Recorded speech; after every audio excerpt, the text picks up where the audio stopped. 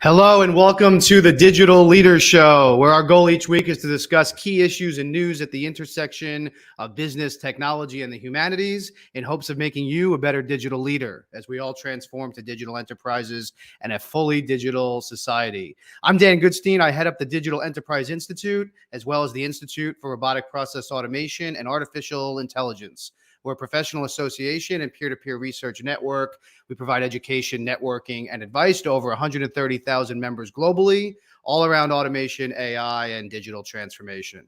This week, we're discussing misinformation and how the internet has changed the past with our special guest, best-selling author and historian, Jason Steinhauer. And as always, we'll discuss headlines from our DEI Weekly. It's a curated selection of our favorite content for global digital leaders, and it goes out to members each week. We're live each Wednesday at noon Eastern, 9 Pacific, 6 Central European Time on YouTube, LinkedIn, and Twitter. And the audio recording is available on major podcast platforms. My co-host, as always, is Carlos Alvarenga. He's a researcher and author, educator at the University of Maryland and Georgetown University, and formerly an advisor with EY and Accenture. Carlos, good afternoon. Yeah, good afternoon. Good to be back with you as always. As always, my friend. And for those watching for the first time, just a reminder, don't forget to check out some resources if you're looking for custom research projects or to join our weekly newsletter. Go ahead and go to DEInetwork.com or our research site at DEIresearch.com. Carlos, over the last few weeks, we've talked about a bunch of really hot topics. And I think all of them have been in the news again this week. There's more updates on the whole FTX fallout. There's reports out of the Wall Street Journal that Apple may be pulling back on China. As according to Bloomberg, the China protests may be getting out of hand for the leadership in China. And then Amazon, who we had the debate about, whether they're a monopoly or not. Looks like they're entering the air cargo business as of last week. Yeah, it struck me this week, the news about Apple. And also there was a piece in the journal that was pretty critical of Tim Cook personally, which is something that you don't see too much. Tim usually has a pretty good brand, right, in the press. And the company took him to task. And the journal took him and the company to task for what they saw as kind of a hypocrisy in what Apple says in the U.S. market and what it does right in the China market. So it seems like the pressure socially and from a supply chain operational standpoint maybe starting to get to the people at Apple and deciding that it's time to kind of reshape the profile of the company a little bit. Yeah, as we talked about, a significant amount of the flagship product, right? The iPhones are manufactured in China by not a whole lot of companies actually, and it brings up supply chain issues, security issues, and now you have kind of political issues, which outside of the fact that it's obviously not a capitalist country. I guess you could argue there's always been some political issues, but now you see what's happening regarding the protests and around censorship. It's even more turbulent than normal.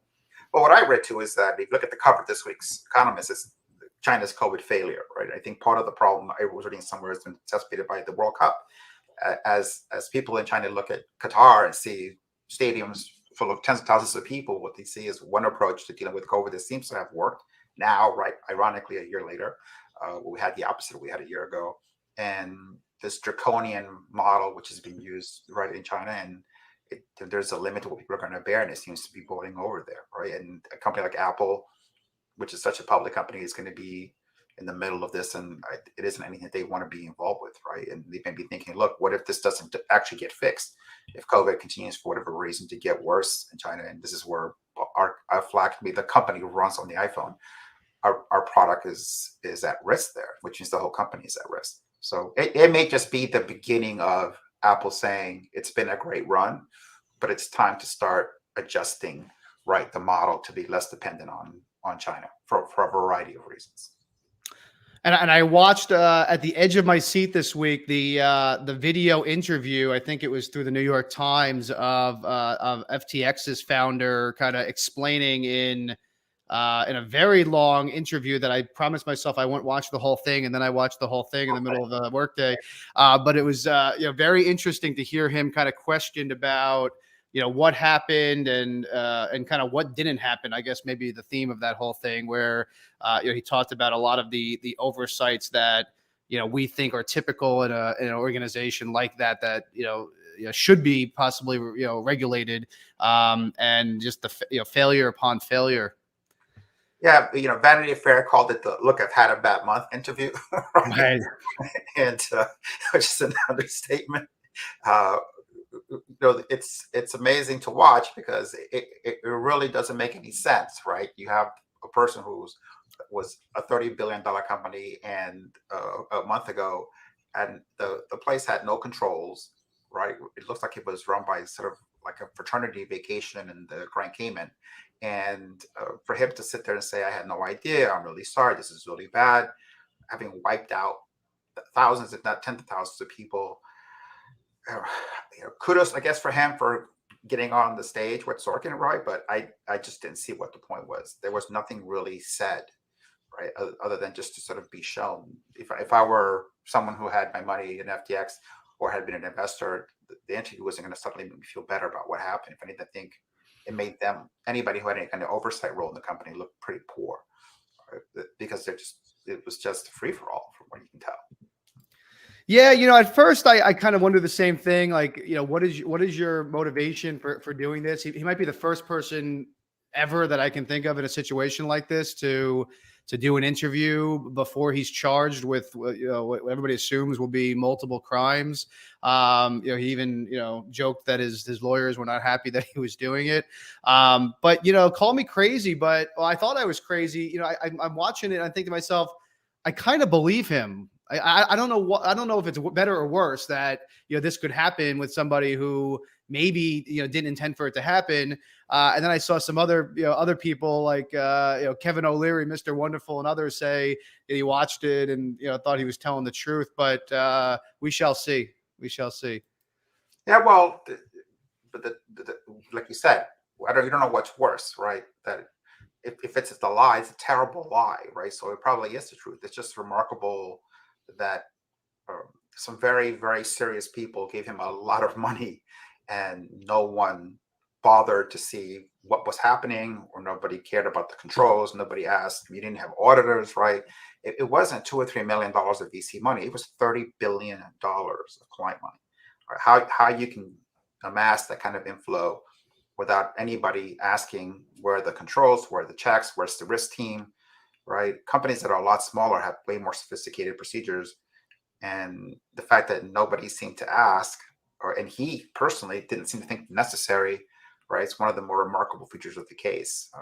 It reminds me a lot of, in some ways, of Theranos, right? Because that was one person who was giving interviews before she was charged because she was trying to control the narrative. But it is a little bit like that. A company that everybody assumed, here's a charismatic founder, right? The face of the company and of the industry, which is what Holmes was trying to become at the time. And what was going on inside the company was, in some ways, in a similar, just lies to clients, right?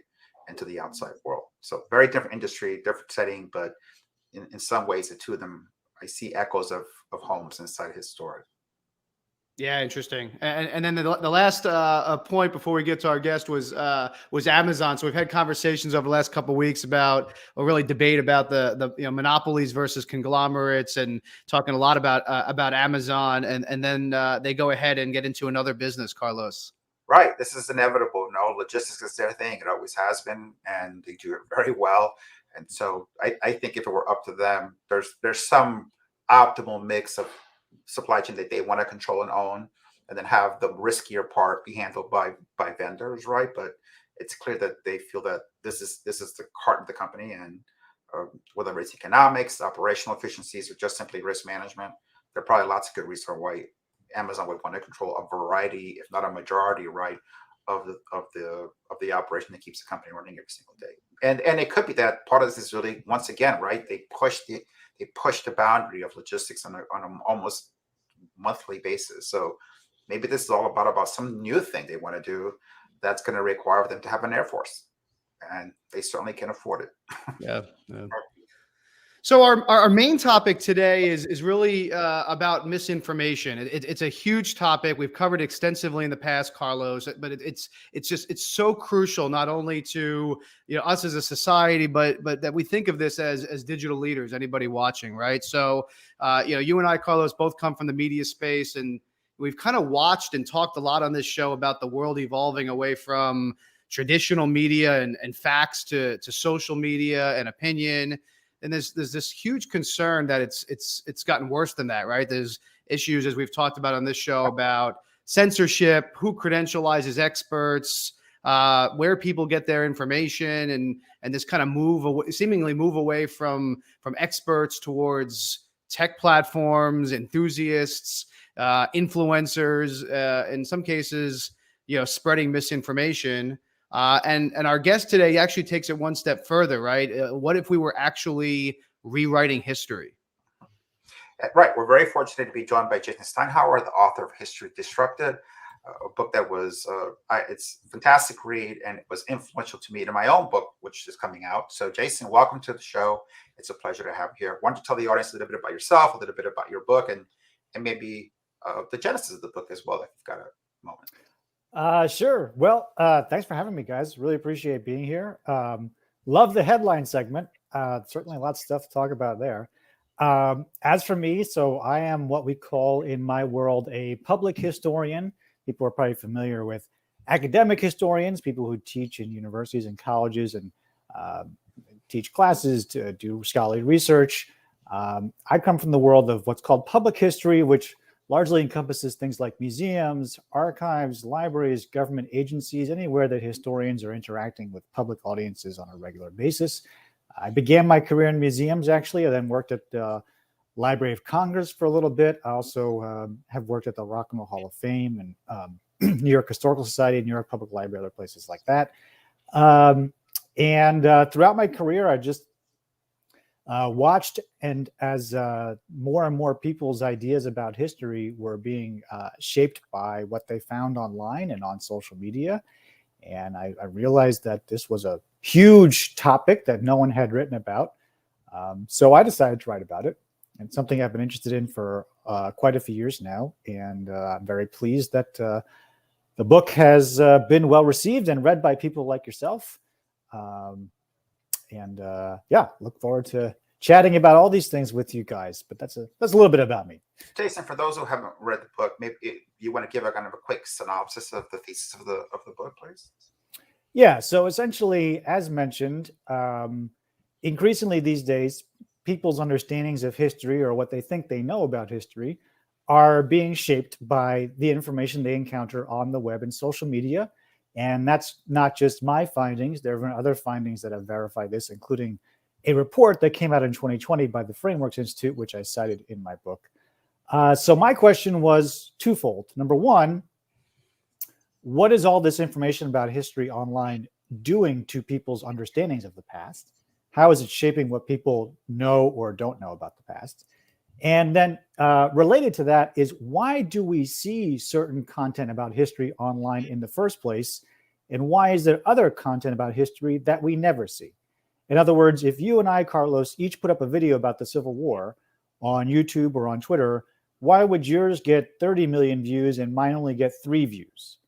And then how does the one that gets 30 million views shape what people think they know about the Civil War or understand about the Civil War versus what they don't see or don't learn if they never see my video? So basically, it's a two-part exploration of what the web and social media are doing to people's understanding of history and why certain histories online become more visible than others. Jason, one other question. What do you think is the biggest misconception that people have about what they see right on social media about history? What's the one thing that you say, I think people think it's this, but the reality is something completely different?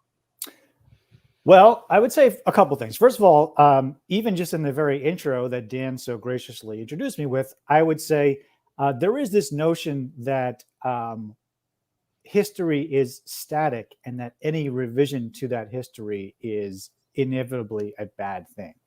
And you hear this a lot when people use this phrase revisionist history, and they say it with a negative connotation.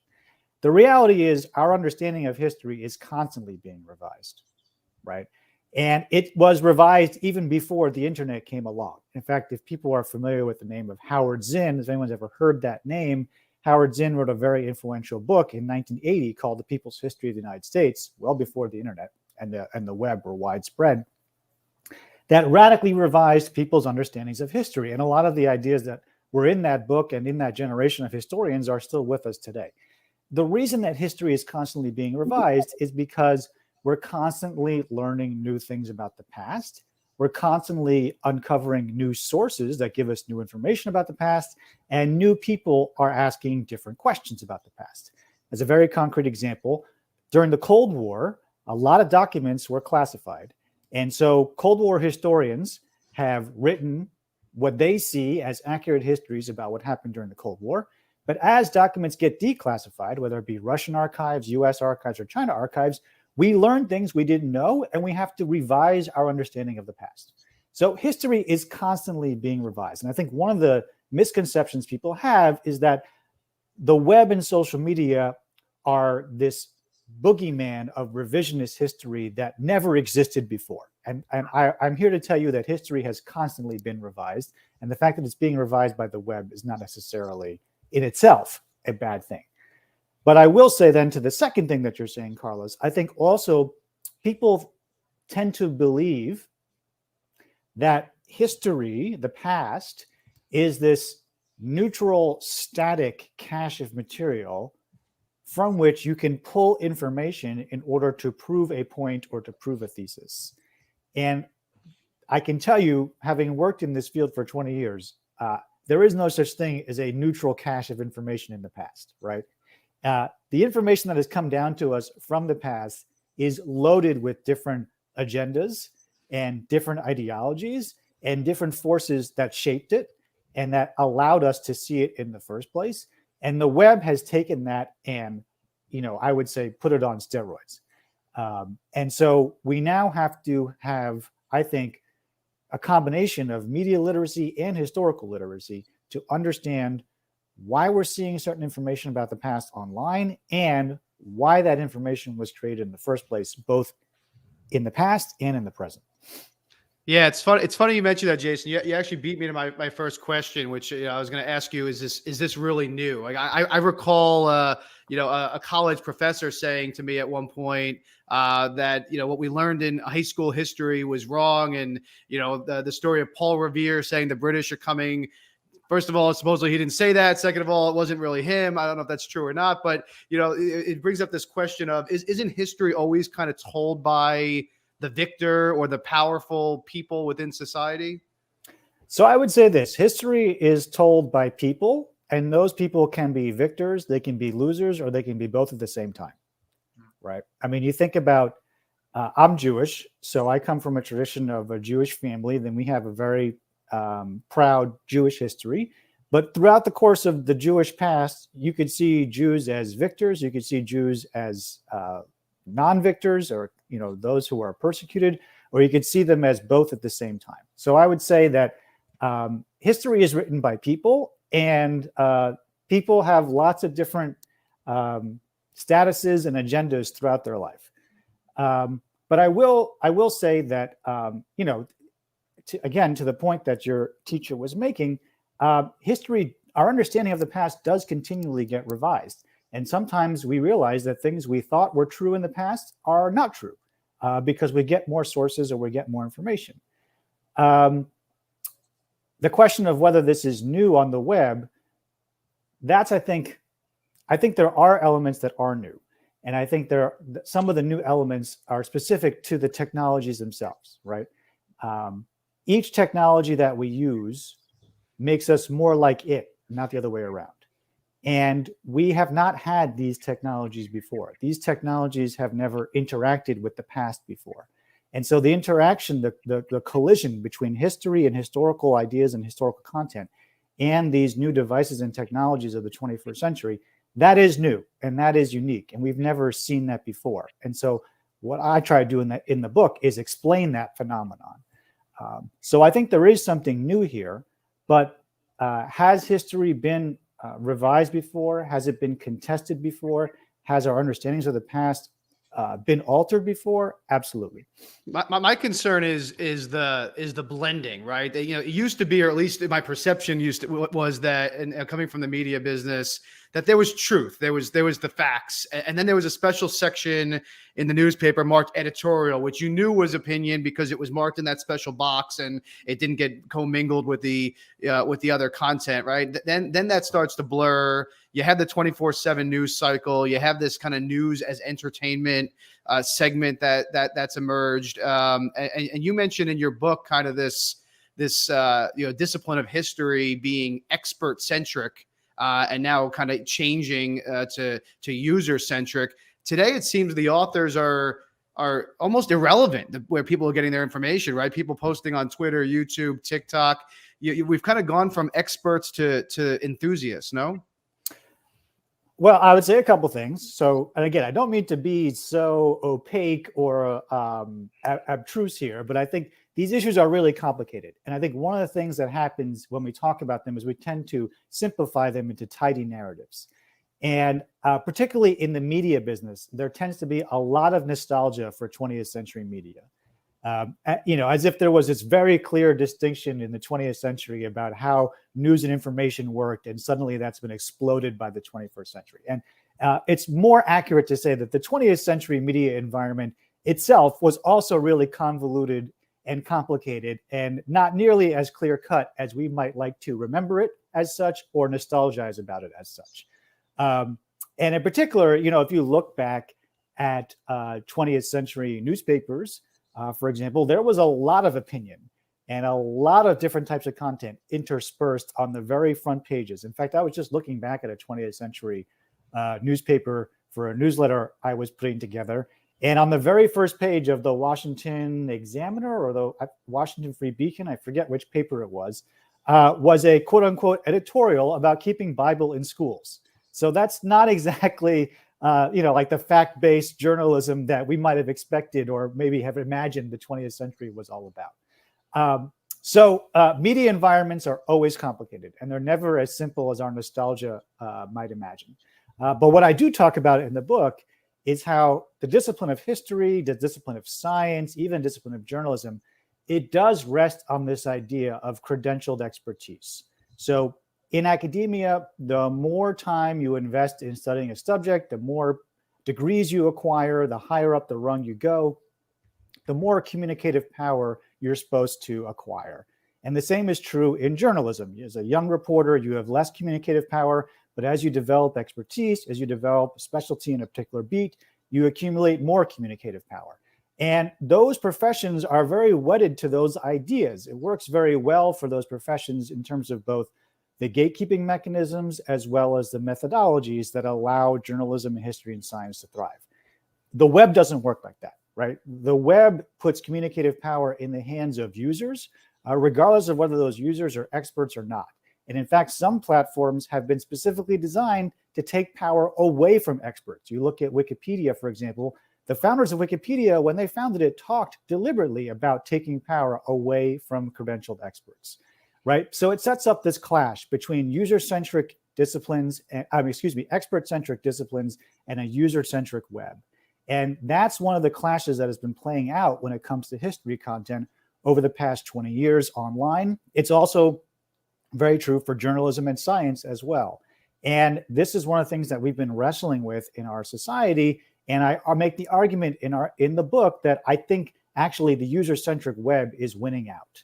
In other words, these expert-centric disciplines like history are losing ground in the public sphere, are losing funding, are losing support, and losing eyeballs because this user-centric mode of communication and establishing communicative power is now what people expect.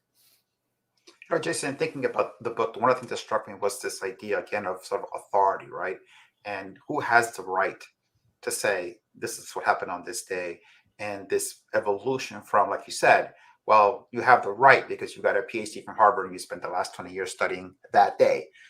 We're now in a world, well, if you can get more people to believe that this is what happened on that day, then that gives it the authority. So it's actually persuasiveness, right? Your ability to collect other people who will give the thumbs up to whatever it is you say, right? That becomes, to me, is just a remarkable thing. If I can just convince enough people of anything, then that slowly, right, can become the dominant narrative of what happened on any given day. And I think what we see today is that there's so much history, or almost, there's so much content on so many different things being thrown at you, that it's become what you see the most that sort of takes shape within your mind, right? The one person who could be right, but they're just talking to a small group of people, it just isn't going to have the effect on the typical audience member than someone who is constantly telling you, this is what it is, this is what is important, this is what's true. And that's what scares me, is the sense of look, whether it's objectively true or not isn't really the issue anymore in these platforms. I think I wrote in my book, like, truth is an accident of social media, right? It's not its purpose. And so it's the burden that it puts on you as an audience member to filter all that is very high. Yeah, you look at social media platforms and the way they were developed and the way the algorithms largely work, they work on signals of attention, right? And so the more attention something is getting, especially if it's getting attention from people who are in your social graph or who are from an influential group of people, like journalists, for example, then the more the algorithm boosts it in the feed. And the more it gets boosted in the feed, the more attention it gets, the more it starts to feed on itself, and it starts to take on a life of its own. The idea of accuracy, as you say, is an afterthought to social media design. And part of that is because of the fact that it is a user-centric mode of communication. I mean, on TikTok right now, users are watching 167 million videos every single minute of every single day. How can you possibly fact check for accuracy 167 million videos per minute? And it's impossible, right? And it's not why these platforms exist. They weren't set up to do that. So accuracy is, by and large, not an equation in the construction of the platforms, in the value systems that go into the platforms, and the way the algorithms are envisioned. They privilege signals of attention. What you give attention to is what they want to give you more of. Who you follow is who they want to suggest you follow more of. It's all about gauging your attention. And so what happens over time is that we end up teaching people how to use social media to get attention, not how to use social media to say things that are accurate or try to educate people about things that may have happened in the past or even in the present, to be perfectly candid.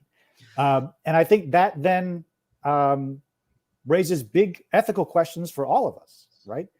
Do we want to live in a world that solely focuses on signals of attention and privileges only the things that are able to capture wide swaths of attention?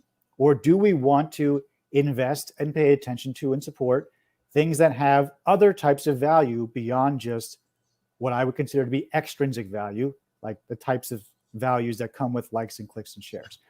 Do we really have a place in society for things that have intrinsic value? Does intrinsic value even exist anymore in this world? I think that's like some of the big questions for me that have come out of the book, and that I think are still very much open questions.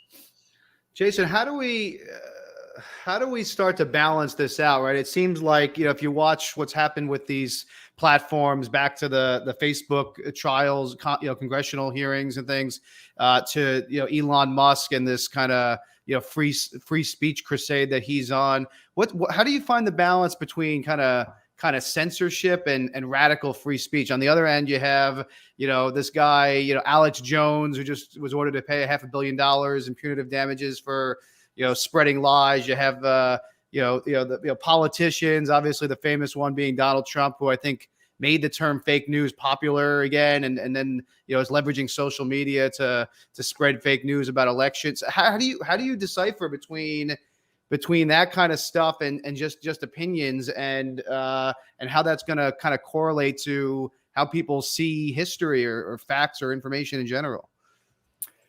I live here in Washington, and last night I was at an event at the Press Club, National Press Club, on Julian Assange. And these very same questions were being asked at that event, right? How far do protections of speech go? How far should they go? Do they extend to in this case, a foreign national who leaks classified government information or helps to leak classified government information on a foreign website? Does that person have speech protections? Does that person benefit from the protections inside the First Amendment? One of the attorneys last night who spoke was very clear about the fact that the First Amendment doesn't have a specific carve out for journalism, right? So you don't have to technically be a journalist to benefit from First Amendment protections. They apply to a much broader set of categories than just reporters and newspaper writers.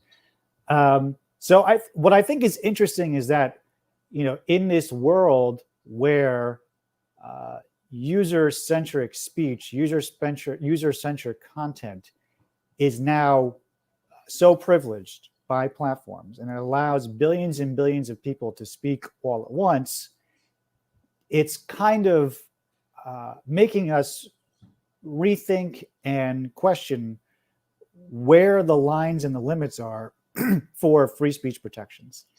And, in Europe, they've taken a much harder stance on this stuff. Certainly when it comes to Holocaust denial and certain types of anti-Semitism, in some European countries, that's criminalized and can be prosecuted. And even the European Union has taken a harsher stance with the DSA and the DMA that just got passed this year in terms of the responsibilities that platforms have to make sure that there is not hateful and harmful content on them. Even in Australia, they've taken a harsher approach to this when it comes to things like child pornography and sex trafficking. We here in the United States, though, we have a different cultural history. And that history actually has, I think, in some ways, prevented us from taking more meaningful action. But it's also spurred some debates that I think are worth having about speech and about what speech is protected and what speech is not protected. It's also important to remember that so much of this comes down to power, right? And so who has the power to speak? Who has the power to be listened to? Who has the power to influence society? And, with a lot of these things, like the Republicans and conservatives during the election cycle attacking social media sites, it very much is tied not to questions of free speech necessarily, but to questions of winning elections and political power, right? So we also have to have some media literacy to disentangle where these questions are genuine and when they're tied to other agendas. But I don't think that anyone, including myself, has a silver bullet and an easy answer to all this. But I do think that having these debates and discussions is important. And I do think that having media literacy as well to understand what the motivations are of certain actors who are advocating for or against speech, what those agendas might be and what they ultimately might be trying to achieve. Dan, we've had in this country, right, for a long time, this I think conception that goes back to a case called Whitney v. California, 1927 case in which a woman was convicted for having a violence against the government. She was one of the organizers of the California Communist Party. She appealed conviction, went to the Supreme Court. The court upheld the conviction, but Brandeis, Chief Justice, wrote an opinion, and what he said in the opinion was, I'm gonna uphold the conviction, but I want to put the government on notice that unless there is basically a clear and present danger, right, by speech, and he says this great line: the remedy of flawed speech is more speech, right? The right to free speech is not going to be abridged. So I think what we think of it now is, hey, as long as you're not harming someone, right? We've talked about this before. You can pretty much say whatever you want. In the case of Alex Jones, I think the jury felt that he had crossed that line, right? It wasn't just exercising his speech; it was harming the parents of the victims of that shooting. And I think the traditional American view has been the line that you cannot cross is when you incite or cause physical harm and to another person. Once you do, then that's kind of where the gate comes down and say, you need to stay on the other side of this. Right now, nobody said that's a clear gate. We may need to revisit that, or even the way we conceptualize that. But I think that's kind of how most people think about it. Is if you're, at least people that I talk to about this issue, they think as long as you're not putting someone else in danger, right, or causing them physical harm, or maybe psychological harm these days, then that's, you can kind of say whatever you like. Unfortunately, what Elon is finding out, you're right, is that it sounds easy to figure out, and then you get there and you realize you're the one. He's now the censor, right? He's been talking about censors on Twitter for years, and within a month of having the platform, he had to kick somebody out because of what's said online. So the free speech absolutism proved to be pretty short-lived. Yeah, and I think, there's big examples of it, like Jason, you mentioned, Holocaust deniers, election lies, the Alex Jones thing. But I think the bigger concern, is if this is really user centric and access is democratized, which is what social media is doing, and there's billions of people that now have access to this, or also have access to the microphone, to the stage, as you mentioned, Jason, then what, right? I mean, social networks became social media, right? There's a clear incentive for controversy over consensus. I think the research you mentioned, Jason, before, and in your book, the Frameworks Institute, where people are actually less and less looking to news media and looking more to social media for their information. So I guess my question is, how do we credentialize people and sources? For somebody who's watching, saying, "Okay, I get it. What do I do?" Because right now it's the high school popularity contest all over again, but at scale, all competing for eyeballs. So of course, conspiracy theories and deep fakes and these things are winning. Well, I would say, one thing I talked about in my newsletter at the end of last year was, I don't actually share links on social media. It's not something I do. It's not how I use these platforms, and particularly, political news or other links in that genre. I just personally don't feel like that is a useful mechanism for society to gauge what is worth people's attention and time. And I also feel like when it comes to the large media companies, for example, they have entire teams and resources dedicated to promoting stuff on social media. So I don't need to do that work for them. But I would say that I think we need to rethink our relationship with social media and news consumption a little bit, and not be so quick to want to like or retweet or comment and share anything that we see in our feed,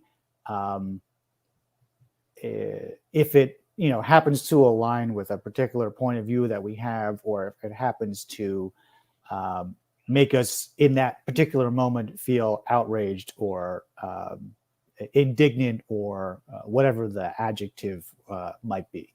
I think it would be useful for all of us to take a pause from engaging in that type of activity, because I ultimately don't think that type of activity, as we've talked about earlier, really rewards good news gathering or good news writing or good political content. What it does is it rewards signals of attention. And the way you get attention, as you pointed out, is to generate controversy or do something outlandish or say something hateful or incite in some manner.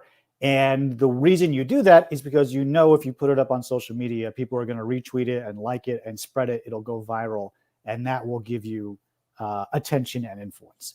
So if we removed virality from the equation, if we removed the incentives for going viral from the equation, if we took a pause and didn't retweet or favorite or comment on every single thing that came out on a daily or weekly basis, I wonder if that would make any sort of impact. I don't know for sure, but I think it's a useful thought experiment. And what's interesting is that I've proposed this thought experiment to journalists and to media companies, and they've immediately shot it down because they're now so invested in their content going viral on social media and getting clicks and views from social media that it's a huge part of their business model, right? And that's another reason why journalists and media companies are so nervous about Twitter, because they've invested so many resources in Twitter and using that as a way to get hits on their website and traffic towards their stories. And oh my God, what do we do if that line of revenue or that line of attention goes away under Elon? But I do think it's a useful thought experiment to think about a social media platform or a social media ecosystem that doesn't privilege virality and doesn't privilege retweets and shares. I hope that the past 10 to 15 years of social media would at least open the Overton window a little bit to us to start to imagine those types of scenarios or those types of networks and platforms where things would operate differently. Yeah, because I used to think the web and the internet and social made us all smarter, gave us all access to more information. Now I'm concerned, Jason, that it's actually making us dumber. I mean, in your book, you refer to this. You refer to kind of the professional, professional historians being challenging because it's time consuming, right? You have this idea of kind of deep knowledge versus us, having this desire for bite-sized information. Anything that you can cram into 280 characters, get instant gratification, from Google. Is this just making us more shallow as a society? Well, one of the things I was interested in was there's billions of pieces of content about history online now. And does that actually help people understand history any better? And my answer at this point is no. I don't have any evidence that all of this history content online actually improves people's understanding of history to the point that you just made. And there are a couple of reasons for that. Number one, I found when talking to people that they are overwhelmed by the amount of information online. And that overwhelming feeling doesn't actually lead people to digging deeper. It actually leads them to just sort of shut down. Right. So there's like a limit to how much information you can ingest before your brain just kind of cuts off and you don't feel like you can really ingest anymore. Two, there's such wide variety of quality of historical information online. As Carlos said earlier, it puts a lot of onus on the user to sort out what's the wheat from the chaff, what's accurate and what's not. And that also becomes a very exhausting, tiring experience for users. Number three, this was interesting too. People would tell me that they would, go down a rabbit hole on Wikipedia or scroll through Instagram videos or TikTok videos for an hour, and then look up and realize that they had no idea what they just looked at. Right. So the platforms kind of put you into a trance where you're sort of scrolling mindlessly and endlessly, but you're not really absorbing or retaining anything. It's a little bit like when you're at the casino and you're just at the slot machine, just going like this the whole time. And you sort of get into this mindless, repetitive action, which is very similar to this. But that doesn't necessarily mean that you're retaining or absorbing any more information or getting a better understanding of history. But the last thing I'll say is I found in my research that the more we use the web and social media to communicate about the past, the more its values, social media's values, become our values. So the more we privilege the types of information that social media privileges. And when we do that, we're not necessarily learning any history. We're really just embedding the values of social media deeper into our lives. And that, I think, is the sum effect for all of us in using these platforms. The more we use these platforms, the more their values become our values. Doesn't necessarily mean that we're learning anything, doesn't mean that we know anything more or deeper about the world. What it does mean is that the values of the social web have become the values by which all of us now lead our lives. And that, I think, should give us a little bit of pause, at least, to think about whether or not that's the type of society we want moving forward. Jason, one final question from me. Maybe part of this that's going to be required is for historians to think more like scientists. And what I mean by that is that in science, they have this distinction between a law, right, a theory, a hypothesis, right? And so there's one scientist one time, in science, we're never more right, we're just less wrong over time. And so, and I thought that was a nice way of looking at the problem, right? So are we going to get to the point where we say, okay, in history, this is the law of what happened in Gettysburg. this is the theory of what happened, right, at Battle at Second Manassas, and so on and so forth. And we're going to have to divide the past into sections where we say, this is authoritative and conclusive, right? This is somewhat, it's still under debate. And this other part, there's still competing theories about what really happened on that day. That's a very different conception of how we've treated it in the past, which is to say, I'm going to write a book about the Middle Ages, quote unquote, and you make it with the idea that I'm going to say something true, right, or definitive about that. Are we headed to that, like a reconceptualizing of what history is? Well, I think historians do need to evolve in how we communicate, and that's one of the things I've been working on for a while now with my History Communication Institute and my idea of history communication as a field, which very much takes science communication as a model. So over the past generation, the sciences have invested in what they call science communication, because they recognize that scientific information communicated and mediated through things like broadcast or television or social media needs to be understood more thoroughly and more critically in order to ensure that science affects public policy and public conversation. And so they've invested a lot of resources into understanding how science works in these different media and on these different platforms and adjusting accordingly. I've been suggesting to my colleagues in history that we need to do similar. And through my History Communication Institute, I'm trying to really galvanize a broader movement around this that would bring in historians, but also science communicators, media, people like yourselves, who can share their wisdom and ideas about how history can best be communicated in this 21st century media environment. I think if you talk to historians, they will tell you that what we do is we ask questions about the past, and then we try to answer those questions with the most accuracy as is possible. That does not equate with an absolute truth, right? There are some things about the past that we still don't know.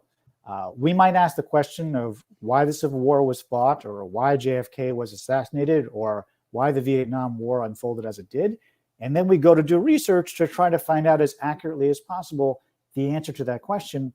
But it doesn't mean that there isn't room for more questions and more debate, which gets back to the thing we said at the beginning, which is history is constantly being revised. So I think historians kind of do see their work in the light that you described. I think one of the challenges is we haven't always necessarily been the best communicators to public audiences about that. And so to what was brought up at the beginning, when Dan talked in his introduction about revisionist history, there seems to be this stubborn belief in public audiences that revision is some sort of a crime committed against history, when in fact, history itself is built on revision and constantly revising understanding of the past. So how we communicate that complex, nuanced message through these social media platforms and other formats, which don't necessarily privilege nuance, is, I think, one of the challenges that history as a discipline faces. And I think in a broader sense, a lot of expert-centric disciplines face, because expert-centric disciplines want to engage public audiences in nuance and critical thought. And that can sometimes be very, very difficult on these platforms, especially when we are just retweeting and liking at rapid pace anything that shows up in our feed that happens to excite or inflame our passions at a given moment. Jason, I have one final question in the last couple of minutes that we have. With so much of this being driven by the tech space, and being a technologist myself, you reference in your book, this idea of data-driven commercial enterprises that are really driving a lot of this, and 87% of Google's revenue, 98% of Facebook's revenue, all being based on us, the users, right? With that much focus and revenue there, at the risk of pushing conspiracy theory myself, is history controlled now by Silicon Valley, or is there any other particular forces that you can tell? Well, I would say what I articulated earlier is that I think the values of Silicon Valley have very much shaped the way history gets communicated online. And not just history, but also journalism and also science. these platforms are not neutral creations. They have agendas. They have things that they're trying to achieve. One of those things is to extract data from users in order to sell advertising. And some of the other agendas include getting people to stay on the platforms longer so that you can show more active users, more monthly active users, more daily active users, whatever the case may be. And so the designs take that into account, right? They're trying to stimulate different types of behaviors. And so absolutely, that has an effect on the types of historical content that gets created on those platforms and the way people think about history. Now, I will say, I've talked about the book to any number of different audiences this year. And I go through my whole spiel about expert-centric versus user-centric and intrinsic value versus extrinsic value and, commercial-driven platforms that are looking to extract data from users. At the end, people say, so what? I don't see a big deal here, right? Like, for some people, this is a completely legitimate turn of events, and they don't see a problem. And I don't want to cast aspersions or judgments on people. I will say that ultimately it comes down to what you value, right? Which is why I try to frame it as this clash of values. To me, just personally, I feel like obviously a company exists to make money, return profit to shareholders. In these companies are also providing a lot of services to people. On Facebook, for example, small businesses can set up a page for free and use that page to sell their goods, connect with local sellers, raise awareness about their companies. These are all good things. But the commercial-driven user data extraction can't be the only consideration.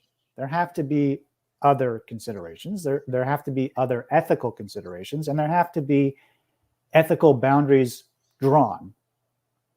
And there has to, I think, this is just my opinion, there has to still be a role in society for disciplines like history that maybe don't always align with the commercial imperatives of the platform, and maybe don't always demonstrate their extrinsic value every day in terms of clicks and views and likes and shares, but intrinsically help us better understand our world, whether it be on a social media platform or not. And I just want to make sure that those types of disciplines still have a place and a role in society and are funded and supported. And so I'm trying to push back a little bit without throwing the baby out with the bathwater. Makes sense. Makes sense. Well, Jason, thank you so much for being here. We really appreciate it. I know our audience does. And Carlos, good to be with you as always. Check us out next Wednesday. We're live each Wednesday at noon Eastern, 9 Pacific, 6 Central European time. In the meantime, have a great week, everybody. Thanks, gentlemen. Thanks, everybody. Thanks, guys.